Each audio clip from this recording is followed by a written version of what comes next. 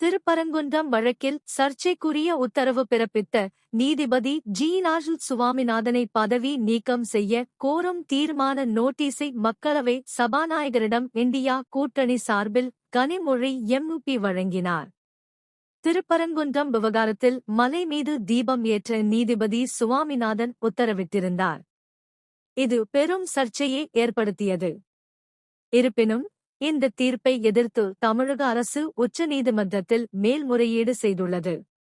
மேலும் நீதிபதி சுவாமிநாதனுக்கு எதிராக இம்பீச்மென்ட் தீர்மானத்தை கொண்டு வரவும் திமுக எம்பிக்கள் திட்டமிட்டுள்ளனர். இதனிடையே சென்னை உயர் நீதிமன்ற மதுரை கிளை நீதிபதி ஜி. ராஜல் சுவாமிநாதனை தகுதி நீக்கம் செய்வதற்கான இம்பீச்மென்ட் தீர்மான கடிதத்தை மக்களவை சபாநாயகர் ஓம் பிர்லாவிடம் திமுக துணை பொதுச் செயலாளரும் நாடாளுமன்ற திமுக குழு தலைவருமான கனிமொழி வழங்கினார். காங்கிரஸ் பொதுச் செயலாளர் பிரியங்கா காந்தி, சமாஜ்வாதி கட்சி தலைவர் அகிலேஷ் யாதவ், திமுக பொருளாளர் டி. ஆர். பாலு எம்.பி. உள்ளிட்டோர் உடனிருந்தனர். இந்த கடிதத்தில் 107 எம்.பி.க்கள் கையெழுத்திட்டிருப்பதாக கூறப்படுகிறது.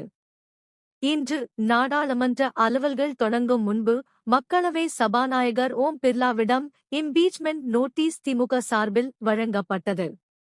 அரசியல் சித்தாந்தத்தின் அடிப்படையில் நீதிபதி சுவாமிநாதன் வழக்குகளை கையாள்வதாக இந்தியா கூட்டணி சார்பில் குற்றம் சாட்டப்பட்டுள்ளது.